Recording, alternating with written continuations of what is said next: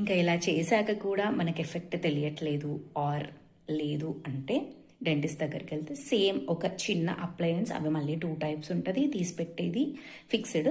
So దీనికి ఎలా ఉంటుందంటే మనము టమ్ సకింగ్ అంటే నోట్లో వేలు పెట్టుకొని చప్పరించే దానికి ఎలా ఉంటుందంటే ఇలా రూగేలాగా ఉంటుంది అనమాట. ఓకే, అంటే వైర్లు ఇట్లా కిందికి పైకి ముళ్ళుల్లాగా గుచ్చుకోదు, ముళ్ళుల్లాగా ఉంటుంది. దీనికి ఎలా ఉంటుంది అంటే ఒక చిన్న బీడ్, ఒక చిన్న పూసని వేసేస్తారు. సో నాలుక మనకు తెలియకుండా అక్కడికి వెళ్ళినప్పుడల్లా ఆ పూస జరిగి నాలుక ముందుకొచ్చేసి లోపలికి వెళ్ళిపోవడం కానీ అలా జరుగుతుంది అనమాట.